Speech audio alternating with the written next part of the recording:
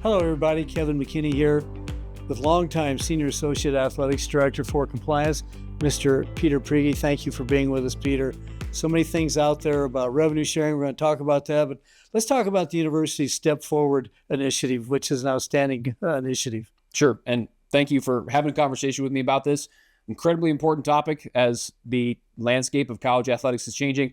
The Step Forward campaign, recently started by UW about a week ago, is a new aggressive initiative to raise funds specifically through Cowboy Joe so we can supplement our dollars in this new revenue sharing environment, specifically with donations started by Coach Sawvel with his $125,000 donation to his specific revenue sharing aspect. So what are the general concepts of revenue sharing? There's a lot out there about that as well.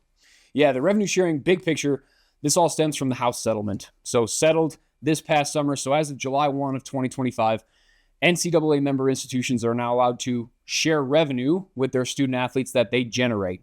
So we're seeing across the country, institutions are now creating NIL agreements and working with student athletes to share revenue that's generated through their performances on the football field, on the basketball court, etc. Lots of nuances to it, but for all intents and purposes, in 25-26, NCAA member institutions may share up to $20.5 million with student athletes. Crazy new world that we live in, but for those student athletes, the justification comes from they're on the field day in, day out, performing and filling up that stadium on Saturday afternoons or Saturday evenings with our fans that support our programs, and so that revenue should be shared with them. So every institution, or most institutions across the country, are now in this space where they are sharing revenue with student athletes, and then per the settlement, that amount will increase over the next 10 years. Just a new realm that we're in as far as being able to share with student athletes and contracting with them so that we can move into this new realm of college athletics.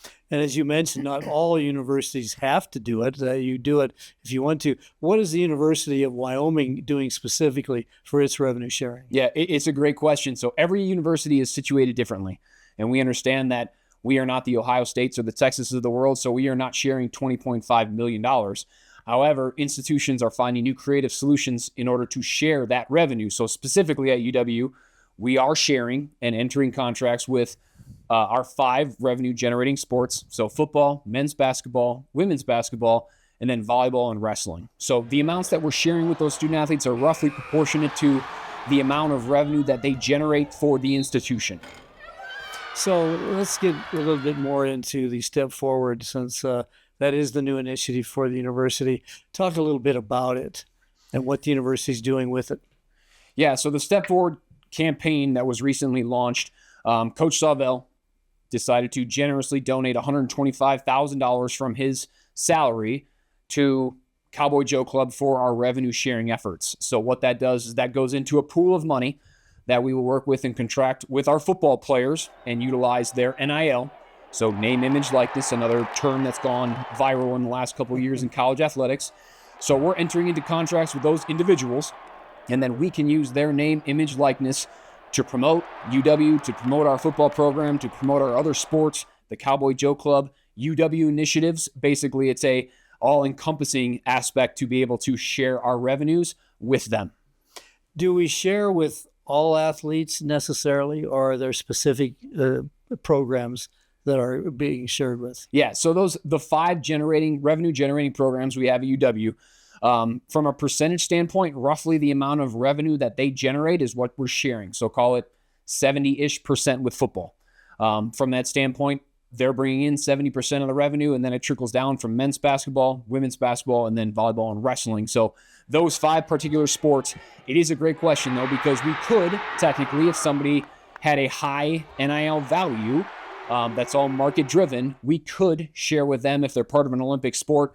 A great example would have been like a Daniel Reynolds, national champion, indoor weight throw last year. If we thought he brought high-level NIL to the university and exposure, we could absolutely share revenue with him. Peter, it's a brave new world, and you're right in the middle of it. We appreciate you spending time with us. Thanks, everybody, for watching.